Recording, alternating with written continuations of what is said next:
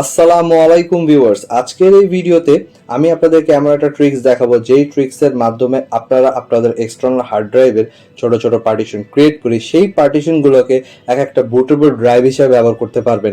বর্তমান সময় আমরা কি করে থাকি যে আমরা একটা পেন ড্রাইভে উইন্ডোজ বুট করে রাখি এবং সেটা দিয়েই বিভিন্ন ল্যাপটপে ইনস্টল দেই।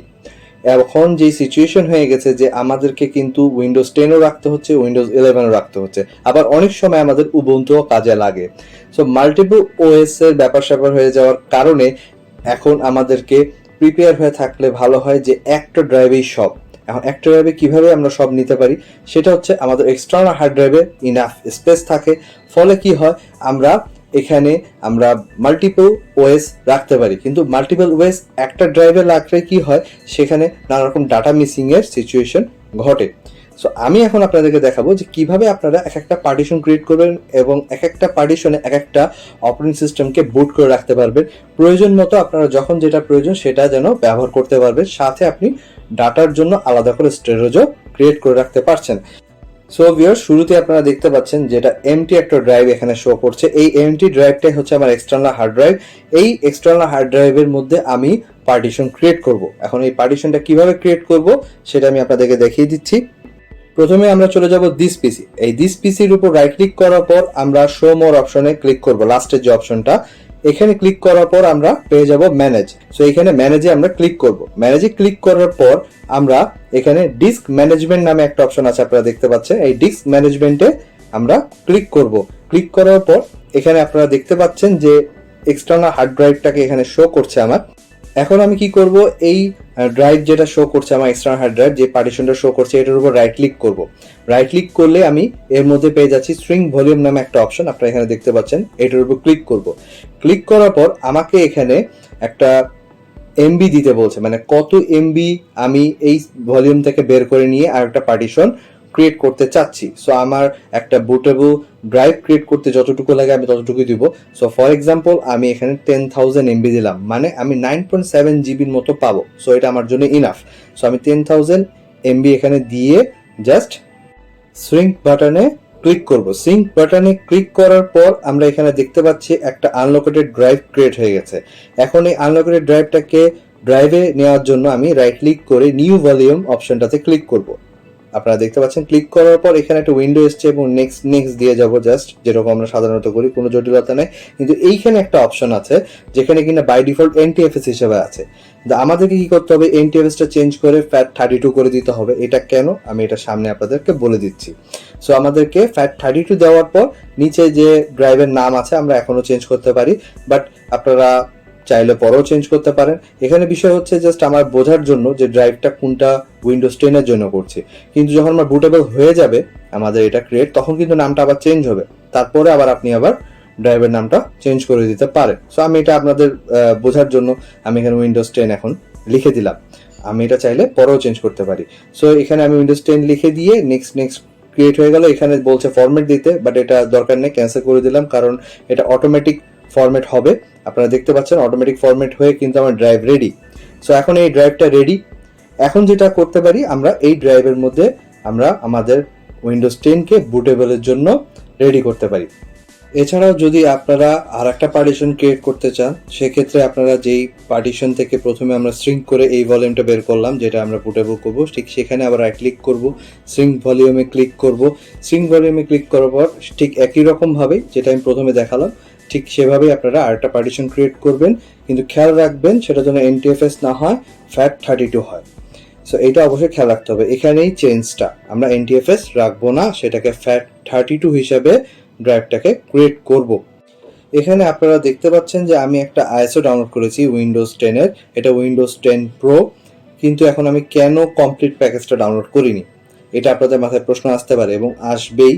কারণ আমি এখন আপনাকে এটা বলতে চাচ্ছি যে আপনারা অবশ্যই দেখবেন যেন কমপ্লিট প্যাকেজটা আপনারা না ইউজ করেন, আপনারা স্পেসিফিক ভার্সনটাকে কালেক্ট করে নেবেন আপনাদের আইএসও।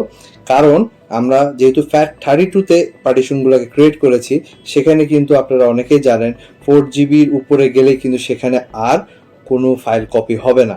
লার্জ ফাইল কিন্তু ফ্যাট 32তে কপি হয় না, ওটা একটা লিমিটেশন আছে। এই জন্যই আমি এখানে আলাদা ভার্সনটাকে ডাউনলোড করেছি, যেমন Windows 10 pro.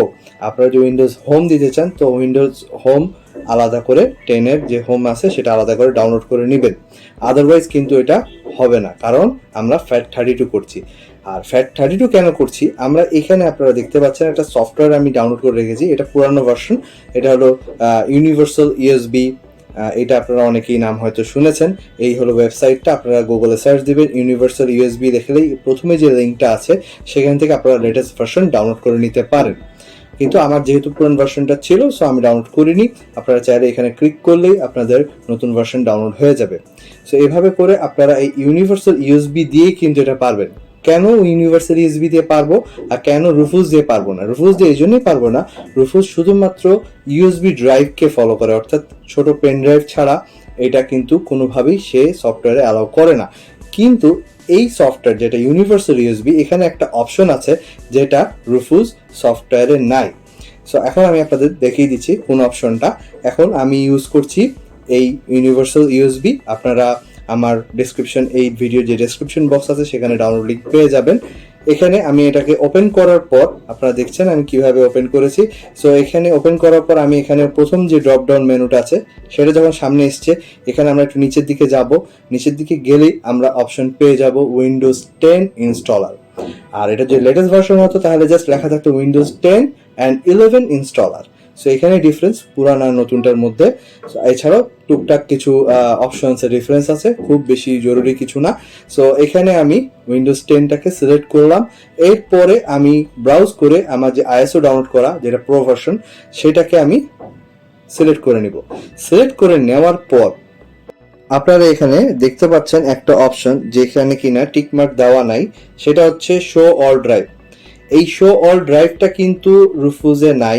Show all drive বলতে যত রকমের ড্রাইভ আছে, এক্সটার্নাল হোক, ইউএসবি পেন ড্রাইভ হোক, সবই সে এখানে শো করবে। এবং আমরা যে ড্রাইভটা ক্রিয়েট করেছি উইন্ডোজ 10 নামে সেটা আমি এখানে দেখতে পাচ্ছি, এবং এটা FAT32 আছে। এইভাবে করে আমরা সিলেক্ট করে নিলাম। সো এই জন্য আমি ড্রাইভের নামটা চেঞ্জ করে দিয়েছি, কারণ অনেকের অনেক ড্রাইভ থাকতে পারে, সে খুঁজে নাও পেতে পারে। সো নামটা দিয়ে দেওয়া ভালো। দেন আমি এখানে সিলেক্ট করে ফেলার পরই জাস্ট ক্রিয়েটে ক্লিক করলেই আমার এটা প্রসেস চালু হয়ে যাবে। আর কোনো ঝামেলা নাই, জাস্ট আপনারা যেভাবে দেখতে পাচ্ছেন ঠিক সেভাবেই আপনারা একটু অপেক্ষা করলেই আপনাদের পুরো প্রসেসটা ডান হয়ে যাবে সে নিজে নিজে। এরপর আর কোনো অপশন নাই যে কোনো কিছু সেটিং চেঞ্জ করতে হবে বা কিচ্ছু না, এখানে সে নিজে নিজেই পুরো ড্রাইভটাকে বুটেবল করে নিবে। এখানে আমি একটু ফাস্ট করে দিয়েছি। সো এইভাবে করে আপনাদের পুরো ড্রাইভটাই কিন্তু একটা বুটেবল ড্রাইভ হিসেবে ক্রিয়েট হয়ে যাবে। এবং নিচে কমপ্লিট এখানে দেখতে পাচ্ছেন এই লেখা থাকবে প্রসেস কমপ্লিট, এরকম লেখা থাকবে। দেন আমরা জাস্ট এটাকে ক্লোজ করে দেবো এটা দেখার পর। এখন যেটা বিষয় হচ্ছে যে আমরা এই ড্রাইভটার কিন্তু নামটা চেঞ্জ পাচ্ছি। সো আমি কি করেছিলাম, প্রথমে কিন্তু উইন্ডোজ 10 দিয়েছিলাম, এখন নামটা চেঞ্জ হয়ে গেছে বুটেবল হওয়ার পর। সো এটা কিছু না, আপনারা পরে আবার চাইলে নামটা চেঞ্জ করে নিতে পারবেন। কিন্তু আমি যেহেতু আপনাদের এখন এক্সাম্পল স্বরূপ দেখাচ্ছি, সো আমি এখন নামটা চেঞ্জ করছি না। আপনারা দেখতে পাচ্ছেন যে এভাবে করে আমাদের ড্রাইভটা ক্রিয়েট হয়ে গেছে। এখন আমরা কি করব, আমরা পিসিটাকে রিস্টার্ট করব এবং দেখব এটা বুট নিচ্ছে কিনা। সো ভিউয়ার্স, এখন আমি রিস্টার্ট দিলাম। রিস্টার্ট দেওয়ার পর F9 প্রেস করব। আমার বুট অপশনটা F9 থেকে আসে, আপনাদের যেটাই আসুক আপনারা সেটা প্রেস করতে থাকবেন। F9 প্রেস করার পর আমার এখানে লিস্ট চলে এসেছে এবং আমি এখানে দেখতে পাচ্ছি আমার এখানে আমার SSD ড্রাইভ দুইটা শো করছে, দুইটাই রামস্তা নাম। এখন আমি কেন দুইটা শো করছে আমার কাছে এবং আমি কোনটা বুঝবো কোন ড্রাইভটা উইন্ডোজ 10?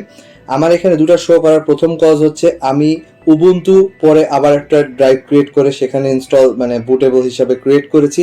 আবার প্রথমে আমি আপনাদের যেটা দেখিয়েছিলাম উইন্ডোজ 10 সেটাকেও আমি বুটেবল হিসাবে ড্রাইভ ক্রিয়েট করে রেখেছি, তাই এখানে দুইটা শো করছে। এখন আমি বুঝবো কিভাবে কোনটা উইন্ডোজ 10 আর কোনটা উবুন্টু?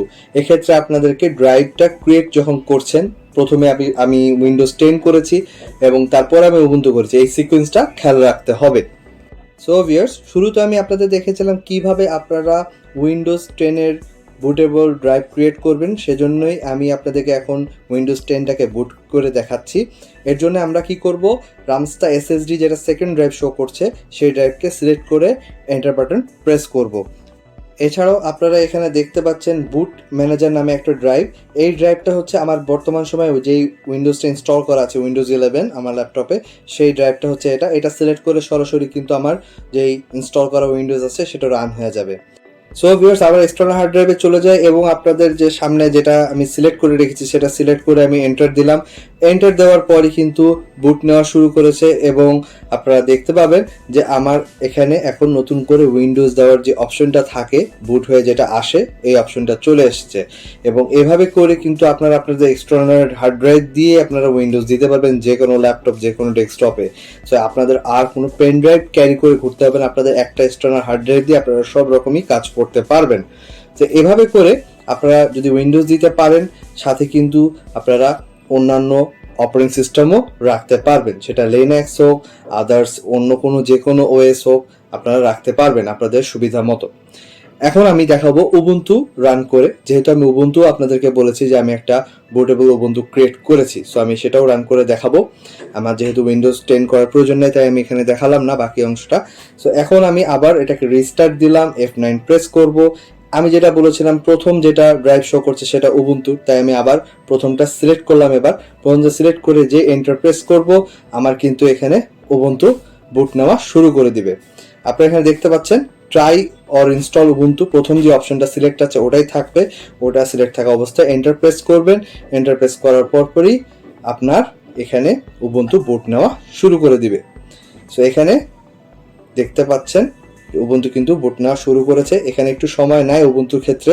সো এই যে দেখতে পাচ্ছেন, তো এইভাবে করে কিন্তু আপনারা উবুন্টুও আপনাদের কম্পিউটারে সেট করতে পারবেন। চাইলে উবুন্টু ট্রাই উবুন্টু সিলেক্ট করে আপনাদের সরাসরি এক্সটার্নাল হার্ড ড্রাইভ থেকেও উবুন্টু ইউজ করতে পারেন, এতে আপনাদের নানা রকম ডাটা কপি করতে ইজি হবে। এর আগের একটা ভিডিওতে আমি আপনাদেরকে বলেছিলাম যে উবুন্টু পেন ড্রাইভ বুটেবল করে রাখলে সুবিধা কি। সো ভিউয়ার্স, আশা করি আমার এই ভিডিওটি আপনাদের ভালো লাগবে। আর যদি ভালো লেগে থাকে প্লিজ আমার ভিডিওটি লাইক এবং শেয়ার করবেন। আর আমার এই চ্যানেলটি এখনো যারা সাবস্ক্রাইব করেনি প্লিজ সাবস্ক্রাইব করবেন সামনের আরো ভালো টেক ভিডিও দেখার জন্য। ধন্যবাদ।